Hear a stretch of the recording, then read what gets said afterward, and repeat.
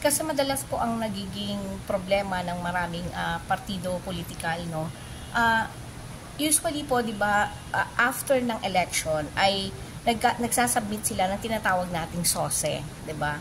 Doon po sa SOSE, kung gumagamit po sila ng social media platform at yung social media platform na yon ay sila mismo, ang staff na lang nila, yung nag-upload o nagma-manage mismo at wala naman silang ibang kinukuha o sabihin na natin ginagastos because this is a free platform.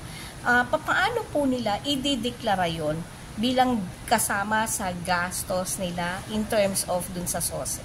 Siguro kung wala naman pong silang ginastos doon, hindi po nila, wala po silang i-deklara.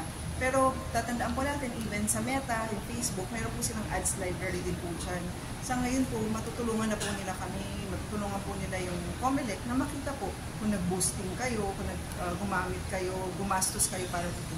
And I think yun po, ang kasama pa rin po sa kailangan po nilang i-deklara po. Kagaya po ng sinabi kanina, kasama po yun sa gastos po nila sa pamamagitan.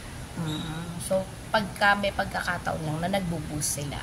Pagka nagbayad po kayo ng account at kasama po yun sa gastusin ninyo, kayo po ang naglabas ng pera para po ibayad yun at sa boosting din, yun, kailangan po talagang i-declare nyo. Gaano po kahalaga para ito po ina-address natin sa lahat ng mga partido politikal, maging, hindi ko po alam kung anong tawag nyo dun sa National Political Party at Party List. So, correct me if I'm wrong kung ano po yung tamang termino, pero sa ganyan pong pagdating po sa Comelec, gaano po kahigpit kayo to meet the deadlines of Comelec? Yung mga calendar of activities, yung mga tamang araw ng pag-submit. Ano po ang dapat na tandaan ng lahat ng mga partido, politikal, mapayan ay party list o kahit mga independent candidates? Siguro po magpo-focus po ako dun sa requirement or calendar para po dito sa guidelines po natin na ito. No?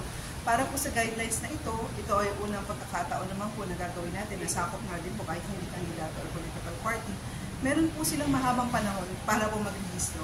Ibig sabihin, within 30 days po mula po sa pag-compile ng COC nila hanggang December 13, 2024 po, or almost a month bago po magsimula ang election period, pwede po silang mag-rehistro po ng kanilang account.